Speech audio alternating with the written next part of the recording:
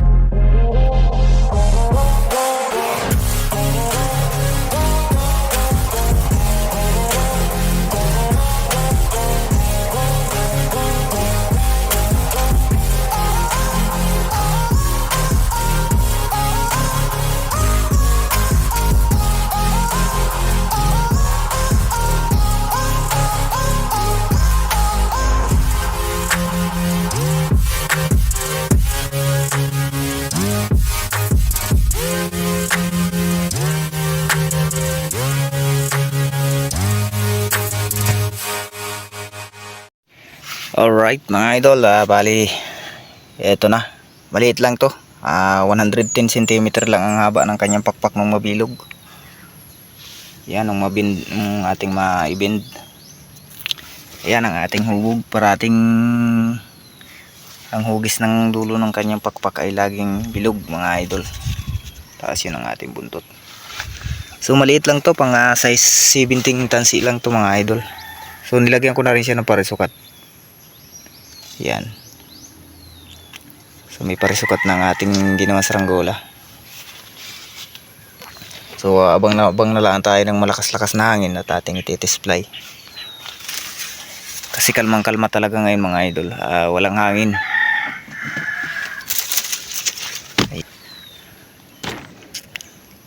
Yan mga idol. Kung gusto nyo ang trip nyo mga ganitong video natin, huwag nyo kakalimutan mag-subscribe sa ating YouTube channel para updated lagi kayo sa ating mga ginagawang mga ganitong saranggola.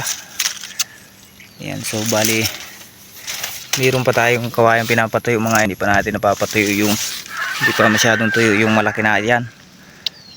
So bali gagawa tayo ulit ng malalaking saranggola.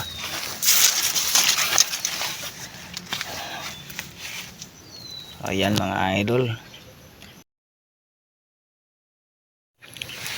So yun mga idol, bali hanggang dito na lang ang ating video. Hindi na natin pahabain masyado ang ating video, ang ating vlog. Bali pang update lang sa ating mga saranggola. Ayan.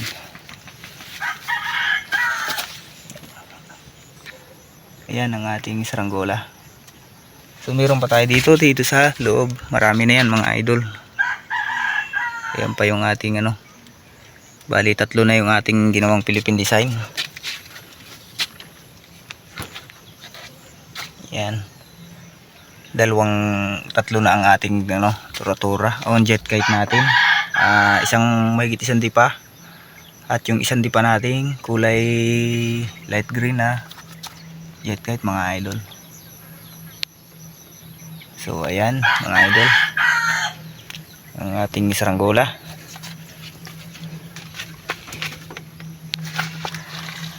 Bali hanggang dito na lang ating video.